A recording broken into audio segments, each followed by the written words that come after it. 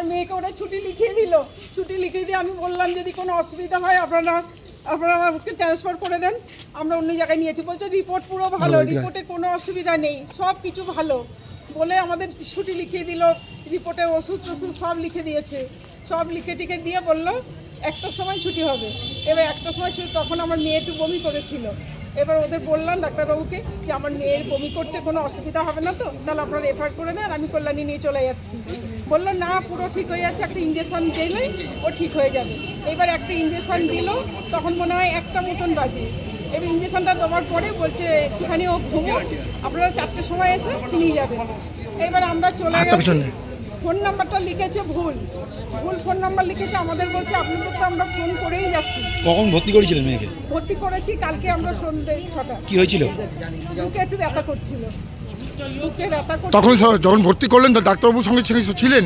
না, তখন ডাক্তারবাবু ছিলেন না, সেরা ছিল, সিস্টার দিদিরা সব ছিল। ওরা সব কিছু রিপোর্ট টিপোর্ট সব করেছে, সব নর্মাল। তারপর আজকে কি হলো?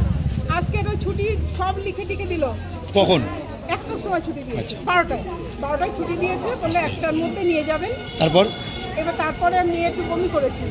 বমি করার পরে আমি বললাম যে বমি করছে, যদি কোনো অসুবিধা হয় আপনারা ছুটি দিচ্ছেন, অসুবিধা হলে আপনারা রেফার করে দেন, আমরা নিয়ে চলে যাচ্ছি। বললো না কোনো অসুবিধা নেই, কোনো ভয় নেই, আমি ওষুধ লিখে দিচ্ছি, আপনারা এই ওষুধ। তারপর কি হলো? এই ওষুধগুলো আপনারা কিনে ইঞ্জেকশনটা দিল। ইঞ্জেকশন যে দিয়েছিল আপনাদের কাউকে পরিবারকে জানিয়েছিল? আমাদের সামনে ইঞ্জেকশনটা দিল, বললো ইঞ্জেকশনটা দিচ্ছে, বমিটা করেছে বলে। ওই ইঞ্জেকশনের ফলে কি মারা গেছে বলে আপনারা? ওই ইঞ্জেকশনটা দেওয়ার পরে এইবারে যখন আমরা বাড়ি চলে গেছি, তারপরে এইবার তখন আমাদের বলছে মারা গেছে, মানে 2টো না কটায় মারা গেছে। কখন জানিয়েছে আপনাদেরকে? আমাদের জানাইনি, বলছে ফোন করেছে, আপনার ফোন ধরেনি, ফোন নাম্বার ভুল লিখেছে, আমরা ফোন পাইনি। কারা বলেছে যে ফোন করেছে ফোন ধরেনি? ওই সিস্টাররা। কি মনে করছেন কি আপনার পেশেন্টকে কি মেরে ফেলা হয়েছে? এইবারে আমরা এখানে চলে এসেছি 3:30-এর মধ্যে চলে এসেছি। এবারে আমাদের জামাই বলছে যে মা 4টের সময় বলেছে, তাহলে আমরা এখানে একটু বসি, 4টের সময় গিয়ে নিয়ে আসবো। এবার যখন 4টে বাজে তখন আমরা গেছি, তখন গিয়ে দেখছি আমার মেয়ের ওখানে। আপনারা কি মনে করছেন যে আমরা এর বিচার চাই? বলছি আমার মেয়েকে কি মনে করছেন যে ভুল ইনজেকশনের ফলে মৃত্যু হয়েছে? মানে সব গায়ে রক্ত ছাপ হয়ে গেছে। আপনার নাম কি? রাখি বিশ্বাস। আপনার নাম কি? মিতা মণ্ডল। আপনি কে হন?